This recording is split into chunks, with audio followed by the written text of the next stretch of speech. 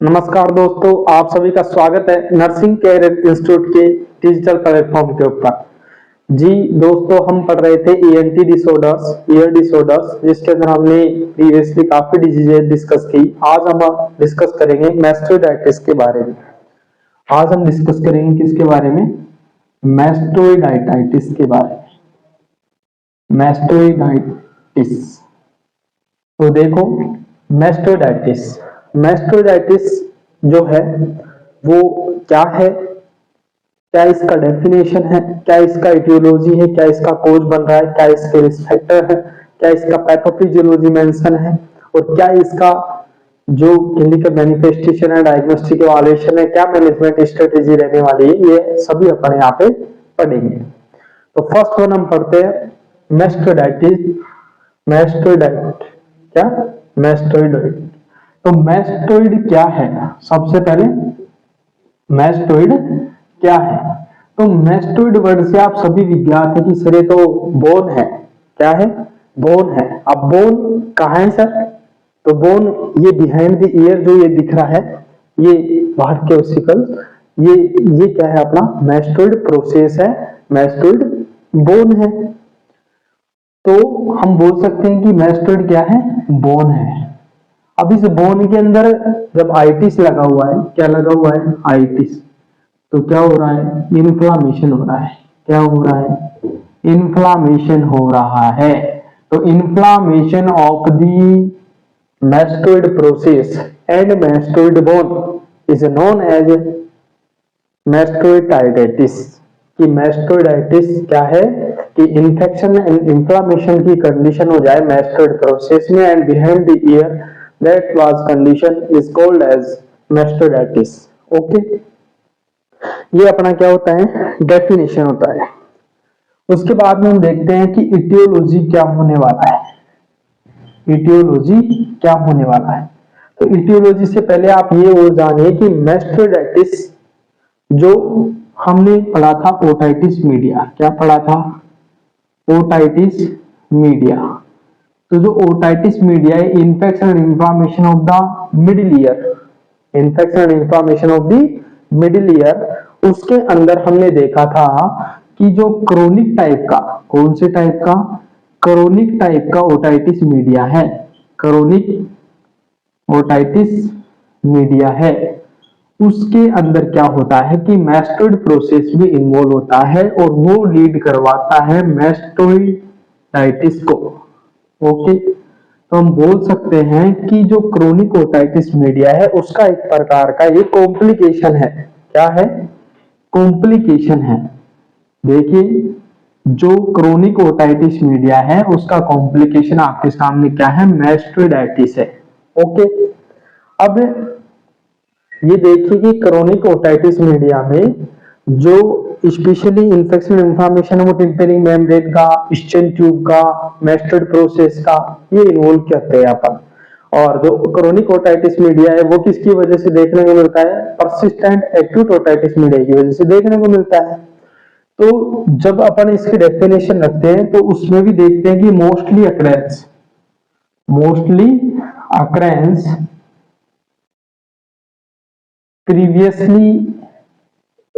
previously history of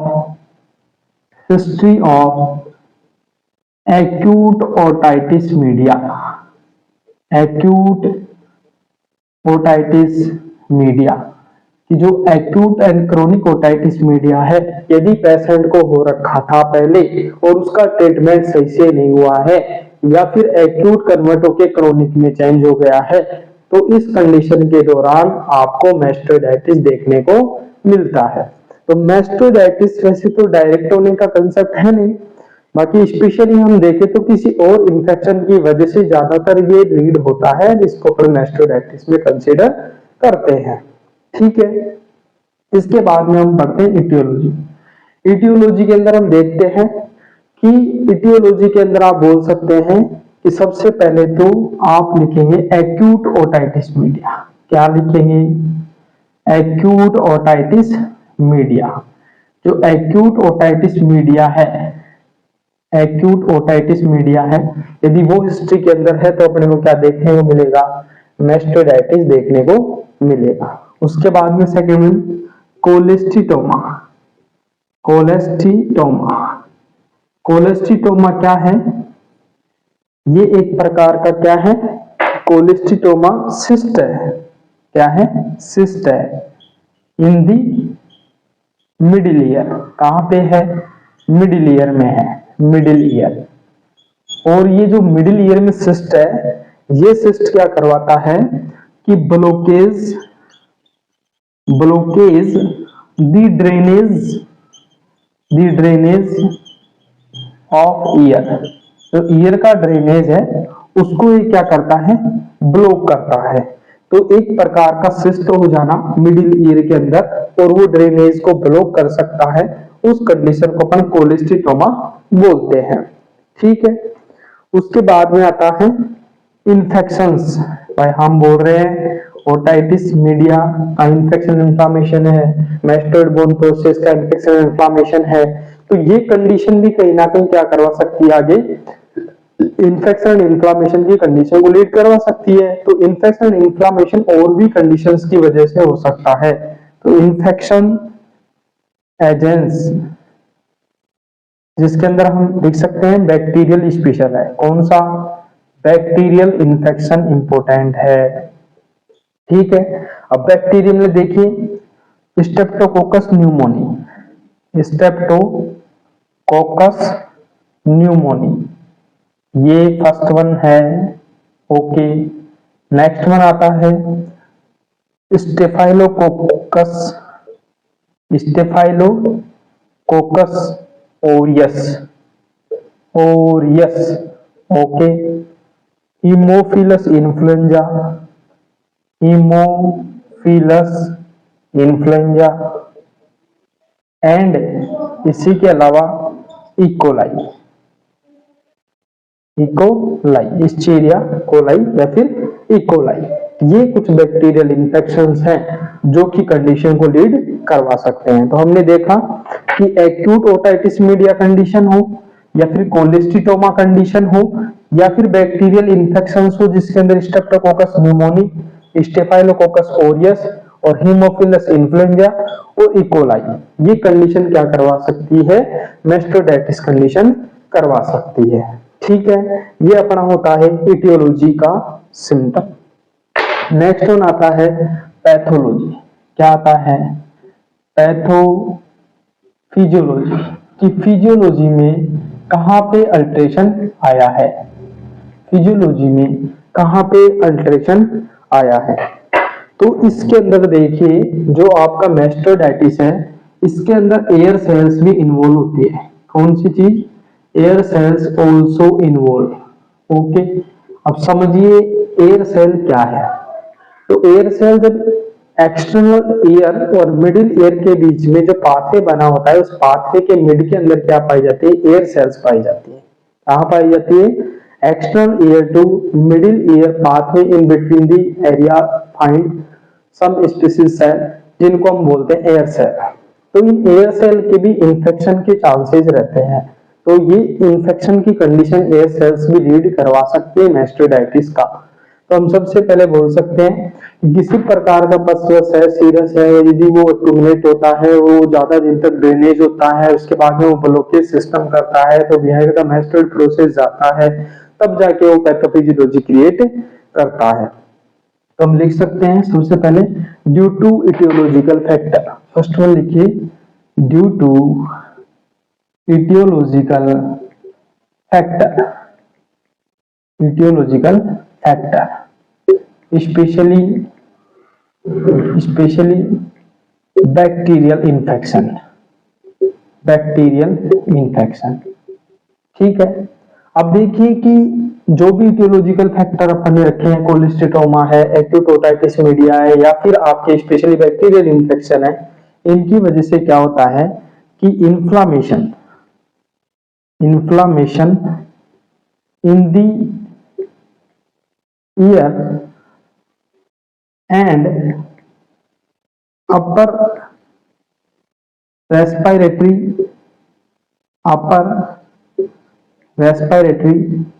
tract infection. ठीक है। अब अपर रेस्पिरेटरी ट्रैक्ट के इन्फेक्शन से क्या कनेक्शन है उसको समझिए कि middle ear connect to nasopharynx. Nasopharynx बोले तो ये जो मिडिल ईयर से नेजोफेरिंग्स का कनेक्शन है इसको ही अपन क्या बोलते हैं, ईस्चन ट्यूब बोलते हैं। क्या बोलते हैं, ईस्चन ट्यूब बोलते हैं। तो जो इस प्रकार की कंडीशन होगी कि ईयर में किसी प्रकार का इन्फ्लामेशन कंडीशन होगा एंड अपर रेस्पिरेटरी ट्रैक्ट का इन्फेक्शन होगा तो मिडिल ईयर को कनेक्ट करके नेजोफेरिंग्स के थ्रू पहले ओटाइटिस मीडिया कराएगा, उसके बाद में वो ईस्चन ट्यूब के थ्रू जाके ओटाइटिस मीडिया के द्वारा ही आपके मास्टोइडाइटिस तक पहुंच जाएगा। नेक्स्ट वन, ड्रेनेज या फिर स्प्रेड ऑफ दी पस। ठीक है, इसके साथ जो ड्रेनेज हो सकता है, स्प्रेड हो सकता है pus and inflamed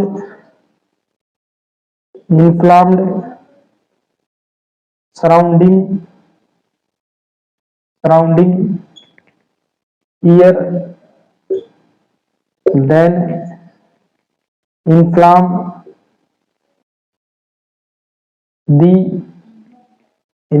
the mastoid bone,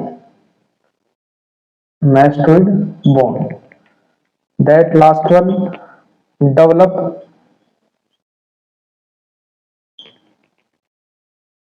suddenly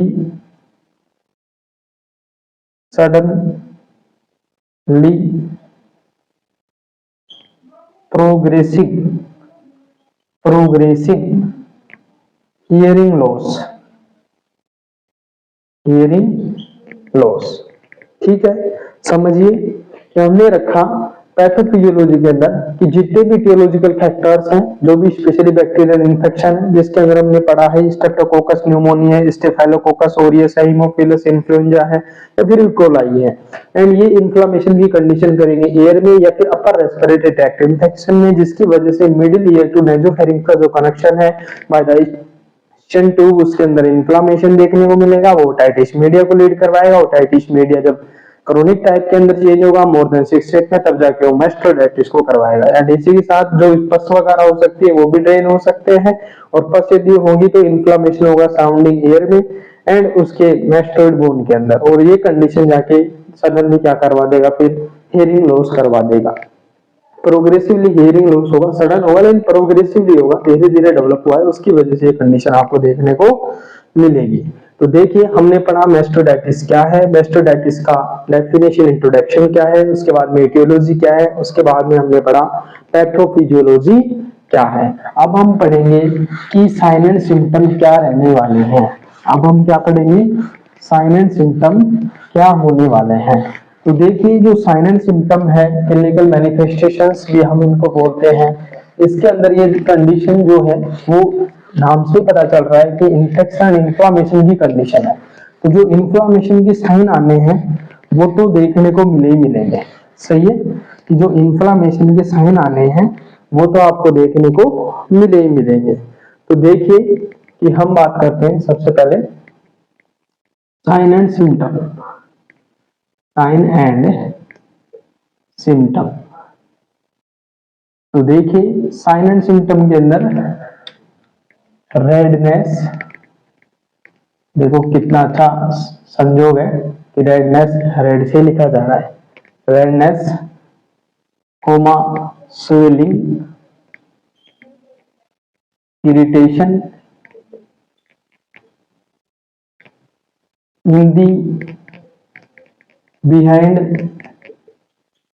ear and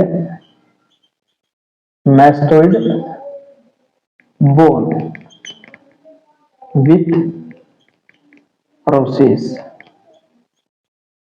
ठीक है, फर्स्ट वन आपको redness, swelling, irritation behind the ear mastoid process देखने को मिलेगा। उसके बाद में है फीवर की कंडीशन, इसकी कंडीशन फीवर की कंडीशन देखने को मिलेगा। इसके साथ में ओटाइटिस मीडिया सिम्टम देखने को मिल सकते हैं, ओटाल्जिया देखने को मिल सकता है, इरिटेबिलिटी हो सकती है पेशेंट को, हियरिंग एबिलिटी रिड्यूस हो सकती है। ठीक है, ये आपके सामने इन्फ्लामेशन के कुछ साइन देखने को मिल सकते हैं। उसके बाद में आता है डायग्नोस्टिक इवैल्यूएशन। डायग्नोस्टिक इवैल्यूएशन, देखिए डायग्नोस्टिक इवैल्यूएशन में क्या है। डायग्नोस्टिक इवैल्यूएशन के अंदर हम देखेंगे कि हिस्ट्री कलेक्शन कीजिए कि हिस्ट्री कलेक्शन के अंदर कहीं उसको प्रीवियसली एक्यूट ओटाइटिस मीडिया या क्रोनिक ओटाइटिस मीडिया की कंडीशन तो नहीं रही है। उसके बाद में आप परफॉर्म कीजिए फिजिकल एग्जामिनेशन। क्या करना है? फिजिकल एग्जामिनेशन परफॉर्म करना है। उसके बाद में आपको क्या करना है? ओटोस्कोपिक एग्जामिनेशन कराओ। क्या कराओ? ओटोस्कोपिक एग्जामिनेशन परफॉर्म कीजिए। उसके बाद में ऑडियोमेट्री भी कीजिए। क्या कीजिए? ऑडियोमेट्री भी कीजिए। ऑडियोमेट्री से क्या है कि हियरिंग लॉस कितना हुआ है, हियरिंग लॉस का पता करने के लिए अपन ये ऑडियोमेट्री कर रहे हैं। उसके बाद में आपको करना है टिम्पेनोसेंटेसिस। टिम्पेनोसेंटेसिस, डिम्पेनिंग मेम्ब्रेन को चेकआउट कीजिए। उसके बाद में आप करेंगे लंबर पंक्चर। लंबर पंक्चर भाई कहीं ना कहीं इन्वॉल्वमेंट तो नहीं हो गया है सेंट्रल नर्वस सिस्टम में, ये किस लिए कर रहे हैं?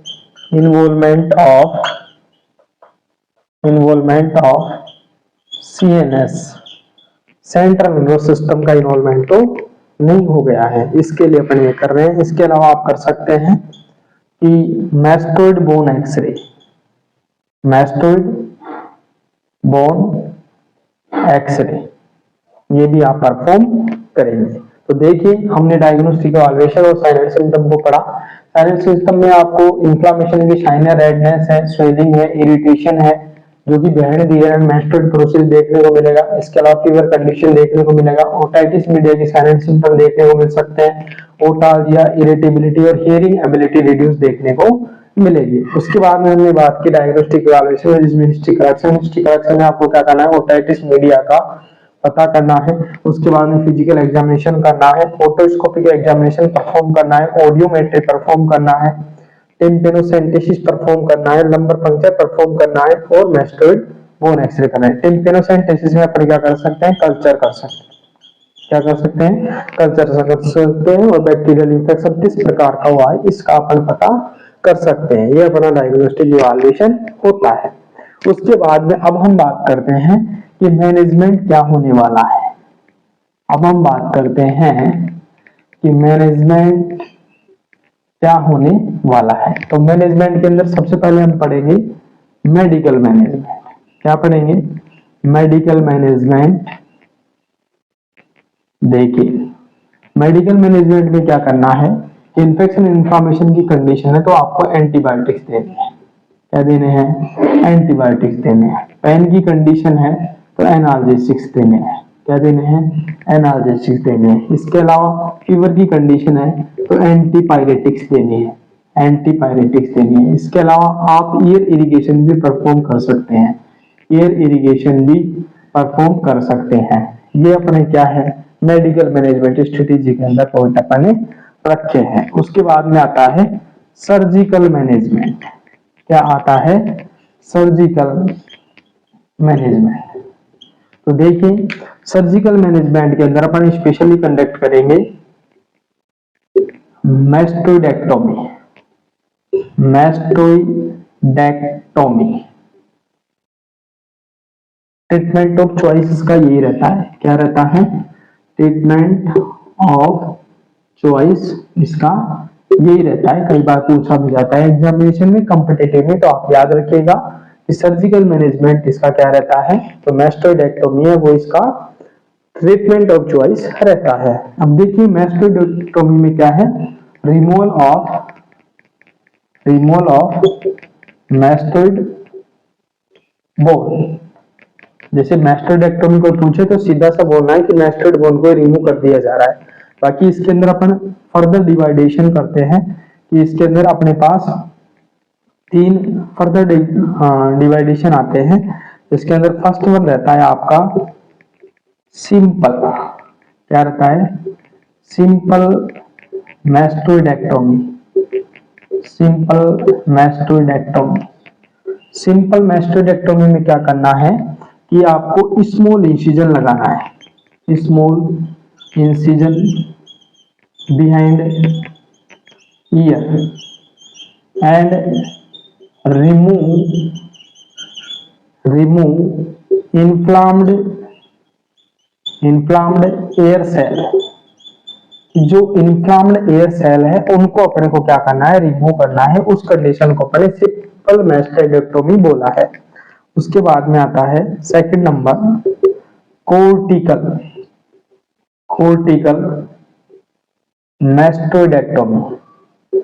मैस्टोइडेक्टोमी। ये रहता है अपना कोर्टिकल मैस्टोइडेक्टोमी। कोर्टिकल मैस्टोइडेक्टोमी में क्या करते हैं कि इसके अंदर आपको क्या करना है कि all air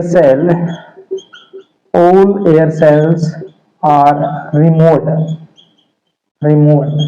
and without interfere in the middle ear। Middle ear में विदाउट एंटर करे। अपने को क्या करना है कि ऑल एयर सेल्स को रिमूव करना है। तो इसके अंदर याद रखिए कि ओनली फॉर कौन सी सेल ले रहा है, इन्फ्लाम्ड एयर सेल ले रहा है, ठीक है। इधर कौन सी सेल ले रहा है, ऑल एयर सेल्स अपने यहाँ पे ले रहा है, ये आप याद रखिएगा। उसके बाद में आता है थर्ड वन, इसी के अंदर थर्ड वन रेडिकल, क्या है, रेडिकल मैस्टोइडेक्टोमी।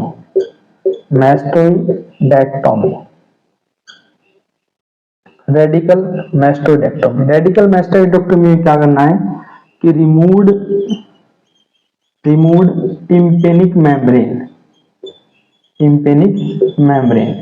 जिसको हम क्या बोलते हैं, ईयर ड्रम की टिम्पेनिक मेम्ब्रेन को क्या कर दो, रिमूव कर दो विथ कोलेस्टिटोमा। जो कोलेस्टिटोमा हमने बताया था कि जो एक प्रकार का सिस्ट बना हुआ है और वो सिस्ट क्या कर रहा है, ब्लॉकेज कर रखा है। तो उस ब्लॉकेज को फ्री करने के लिए कोलेस्टिटोमा के साथ में आपको टिम्पेनिक मेम्ब्रेन को रिमूव करना है। इसके बाद में आता है कि मैस्टोइडेक्टोमी के बाद सेकंड वन ट्रीटमेंट है अपना माइरिंगोटोमी। क्या है, माइरिंगोटोमी, और इसी को क्या बोलते हैं, टिम्पेनोटोमी। क्या बोलते हैं, टिम्पेनोटोमी। ये अपना क्या है, ये अपना सर्जिकल मैनेजमेंट। माइरिंगोटोमी या टिम्पेनोटोमी में क्या है, रिकंस्ट्रक्शन ऑफ ईयर ड्रम। जो टिम्पेनिक मेम्ब्रेन है उसका रिकंस्ट्रक्शन अपने को करना है, और बाय द स्मॉल इंसिजन, ये अपने को परफॉर्म करना है, ठीक है। और जब स्मॉल इंसिजन कर लेंगे उसके बाद में आप टिम्पेनोप्लास्टी परफॉर्म करेंगे। क्या करेंगे, टिम्पेनोप्लास्टी आपको परफॉर्म करना ही होगा, ठीक है।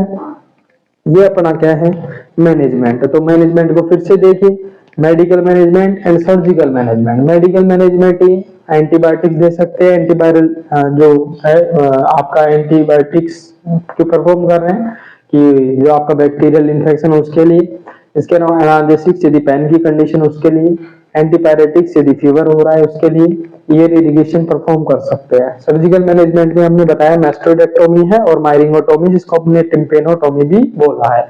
मैस्टोइडेक्टोमी के अंदर आप क्या करेंगे, सिंपल मैस्टोइडेक्टोमी, कोर्टिकल मैस्टोइडेक्टोमी, रेडिकल मैस्टोइडेक्टोमी, 3 टाइप से अपन डिवीजन करते हैं। सिंपल मैस्टोइडेक्टोमी में क्या होता है कि इसके अंदर only for inflamed air cell को फ्री किया जाता है। एयर सेल क्या होती है? एयर सेल क्या होती है? External ear to middle ear के मिड में पाथवे के अंदर पाई जाती है और ये कंडक्शन के अंदर हेल्प करवाती है। तो इन एयर सेल्स का भी यदि क्या हो जाता है, इन्फेक्शन इन्फ्लामेशन कंडीशन होती है, तो हम क्या करते हैं, simple mastoidectomy only for inflamed air cell को फ्री करते हैं। बाहर से क्या रहता है, आउटर प्रोसीजर कंडक्ट होता है, small incision behind the year ये लगाया जाता है। नेक्स्ट वन कोर्टिकल मास्टोइडेक्टोमी, जिसमें क्या करते हैं, होल एयर सेल्स को रिमूव किया जाता है और मिडिल ईयर तक किसी प्रकार का इंटरफेयर नहीं किया जाता है, अर्थात ये इंटरनल प्रोसीजर है, फिर भी अपन किसका ध्यान रखते हैं, मिडिल ईयर का ध्यान रखते हैं। और रेडिकल मास्टोइडेक्टोमी टेम्परिंग मेम्ब्रेन को फ्री करना है, रिमूव करना है एंड उसके साथ कोलेस्टेटोमा की कंडीशन है तो उसको भी ठीक करना है।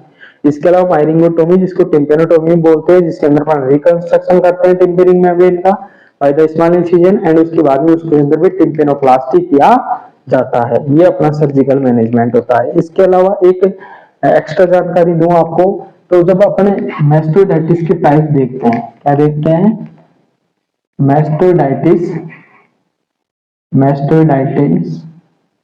टाइप्स, तो इसके जो टाइप है वो दो टाइप के होते हैं। कौन कौन से होते हैं? दो टाइप के। फर्स्ट वन होता है एक्यूट मास्टोइडाइटिस और सेकंड वन होता है क्रोनिक मास्टोइडाइटिस।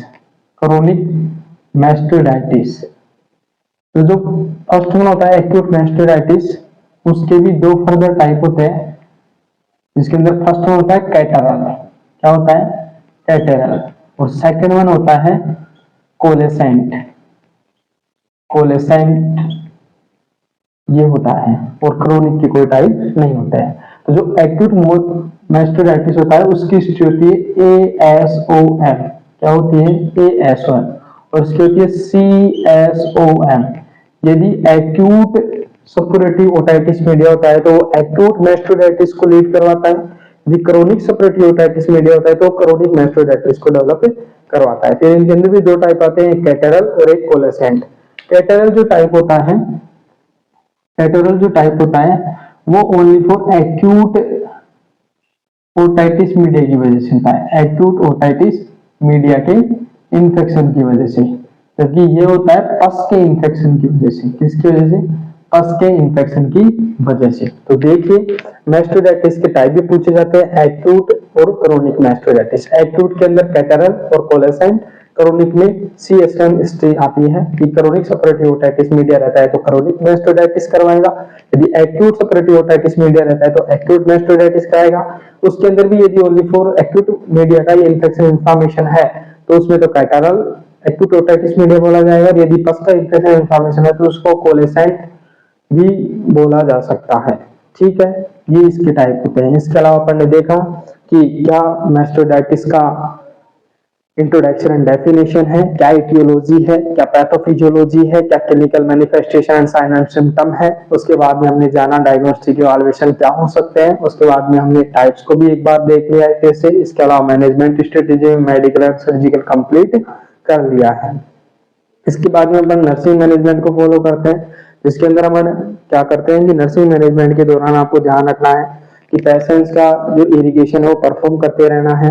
यदि टिम्पेनोप्लास्टी, टिम्पेनोटोमी, मायरिंगोटोमी वगैरह हुई है तो वो चीज देखना है कि किसी प्रकार का कोई ड्रेनेज तो नहीं है, पेन तो नहीं है, और जो पेशेंट है उसके लिए अपन कहेंगे कि आप बार बार चेकअप के लिए आ सकते हैं, जिससे कि किसी प्रकार का प्रॉब्लम हो तो आप हमें बताएं, जिससे कि अपन उसके ऊपर ध्यान कर पाएंगे किसी प्रकार का कॉम्प्लिकेशन तो नहीं हुआ है सर्जरी के अंदर, ये चीज देखनी है। और वाइटल साइन असिस्ट करवाते रहने हैं। और आप पेशेंट को बाद में यदि हियरिंग की कंडीशन ठीक नहीं होती है तब अपन और मैनेजमेंट सजेस्ट कर सकते हैं बाद में। बाकी इसका जो मैनेजमेंट और ट्रीटमेंट जो चॉइस है स्पेशल तो क्यों नहीं ठीक होगा, आराम से हो जाता है। मास्टोइडाइटिस एक इन्फेक्शन इन्फ्लेमेशन की कंडीशन है, ज्यादा कुछ नहीं है। यदि क्रोनिक टाइप का हो तो हम बोल सकते हैं कि आगे सीवियर कंडीशन डेवलप हो सकती है, बाकी एक्यूट का मैनेजमेंट आसानी से अपन परफॉर्म कर सकते हैं। इसके साथ अपना टॉपिक कंप्लीट होता है। बहुत बहुत धन्यवाद। यदि आपको वीडियो अच्छा लगा हो तो लाइक कीजिए, शेयर कीजिए, कमेंट कीजिए। Thanks to all.